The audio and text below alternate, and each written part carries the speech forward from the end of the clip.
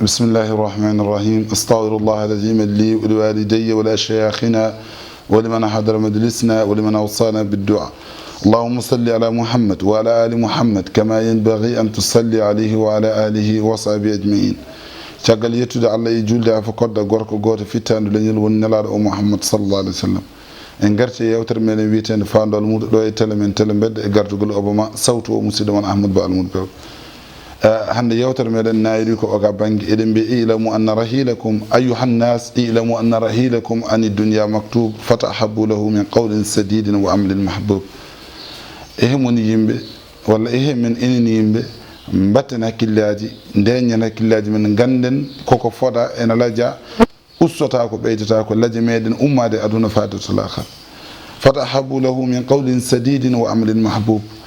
keblen ɗin ɗum golle moƴƴe keblen ɗin ɗum konnguli moƴƴi seɗen kaala ƴeewen ko kaalaten seeɗo tawi eɗen golla ƴeewen ko gollaten daganaki neɗɗo o gollude hawa anda ko Allah yamirimo e nder gollal ngol gollata ngal daganaki neɗɗo haalde hawa anda ko haalata ko holko Allah dagnanimo hen holko Allah harmananimo hen wala yahillu lahu an yaf'ala fi'lan hatta ya'lama hukma Allahi fihi wa yasalu ulama. neɗɗo dagaki o golla gollal hawan anda ko gollate hen walla ala hawa namdo anduɓe ɓe holko o gollal ngal namdi. so tawi ɗum ɓenni so tawi aɗa andi man alima minkum alwajiba fa alayhi an ya'mal.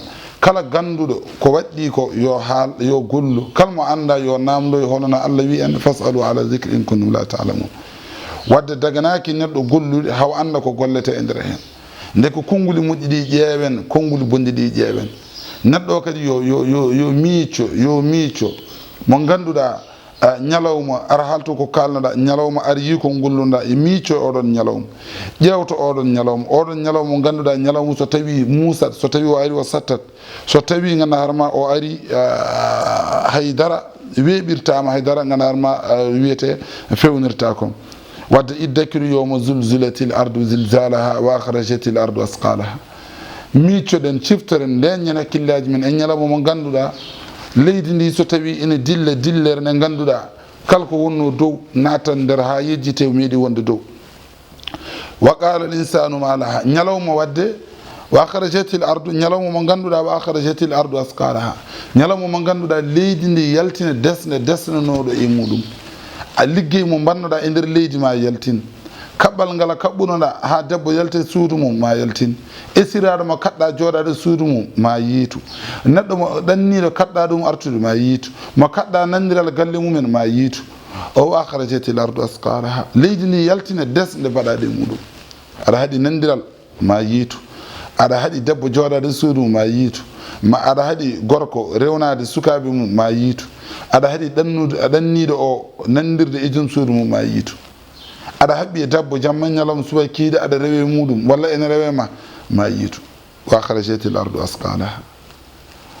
mo bonnuɗa feere mum ma yiitu mo kannoɗa sago mum ma yiitu.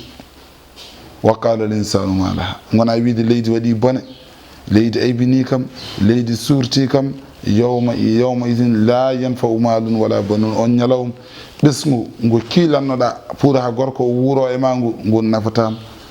jawdi ndi dañannoɗa aɗa nawa aɗa liggoyo haydara nafatama. yawma la yanfa'u malun wala banun illa man ata Allah bi qalbin salim.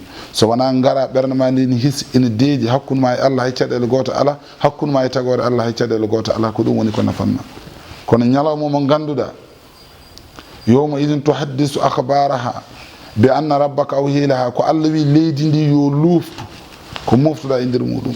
ko Allah wi leydi ndi yo surtu ko moftuɗa e nder muɗum.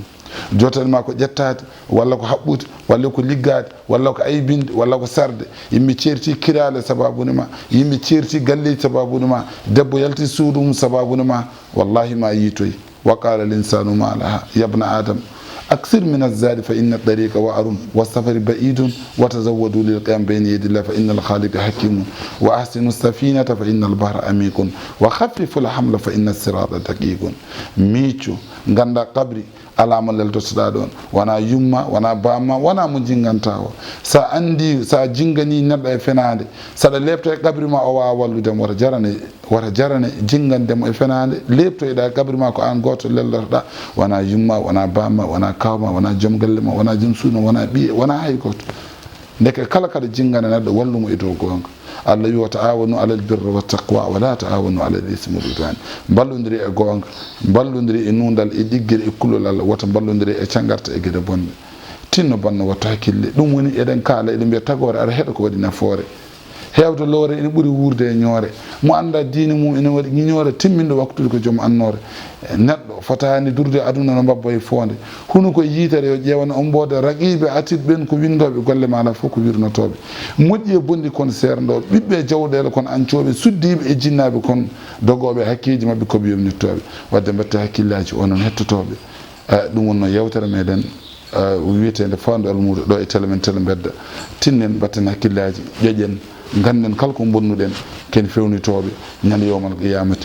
Mbiyeɗa ar rendin ara yiɗi tinɓe ceernunoɗa, ara weldidinɓe caabinoɗa, ara artiru ay mo gittunoɗa e suudu mum, ara artiru ay mo gittunoɗa galle bamum, ara artiru ay mo kadɗa nattude galle bamum, ara ittu ay mo ceernunoɗa e joom suudu muɗum. Neɗɗam kala ka wawa wattude woto ittu, kala ka wawa wattude woto ittu. Fa alhamdulillah ala intihaihi, fa hamdil iyaw fi ibtidai.